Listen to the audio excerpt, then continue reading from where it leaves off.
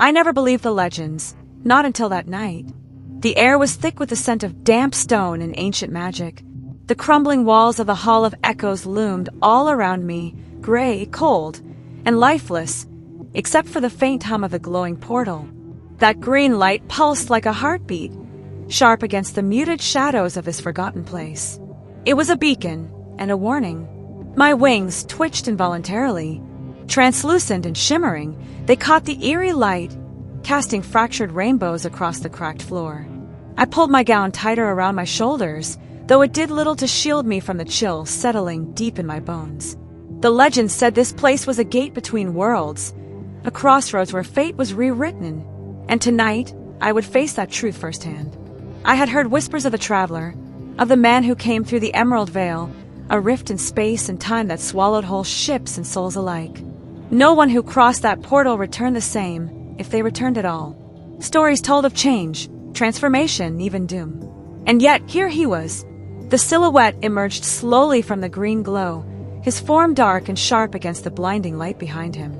My breath hitched as his eyes, two burning coals of amber, pierced the gloom and locked onto mine. Fear wrapped around my throat, cold and suffocating, but also something deeper, a strange familiarity.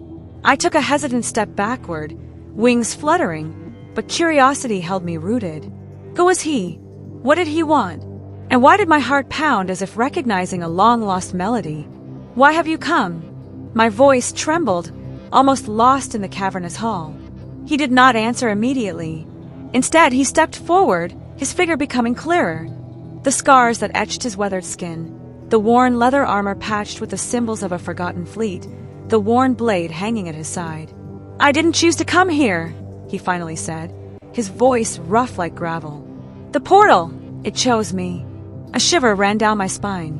The Emerald Veil was supposed to be a myth, a story for children to keep them safe from wandering too close to the old ruins. But the man's words, his presence, it all screamed something darker. "You're not from this realm," I said, steadying myself. "You're from the outer worlds, the scattered systems beyond our stars." He nodded, stepping closer, and the green light from the portal washed over him like liquid emerald fire. "My name is Kale, and I'm running from something worse than death." The weight of those words pressed down on me. What kind of horror could cross universes, slipping through a shimmering gateway in the shadows of forgotten stone? Before I could ask, a sudden crash echoed behind him. A shadow lunged from the darkness, snarling with feral intensity. Without thinking, I spread my wings and launched myself at the creature, claws extended. The beast yelped and scrambled away, disappearing into the cracks of the ancient hall. Kale stared, eyes wide with disbelief. "You're not like the others." I met his gaze, my own glowing faint blue. "No, I'm not.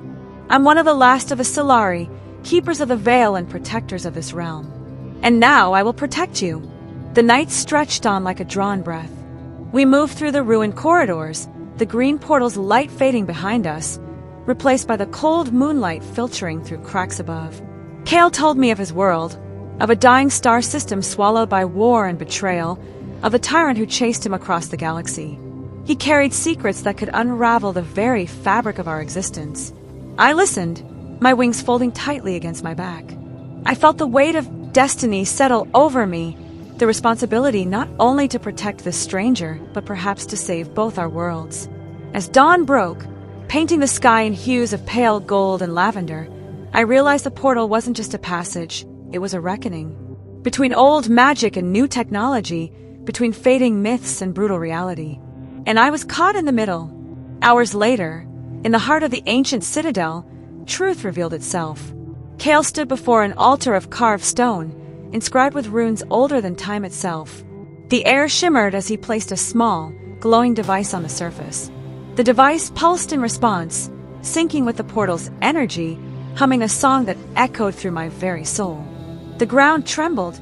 From the shadows, the tyrant emerged, his form monstrous and corrupted, half machine, half demonic.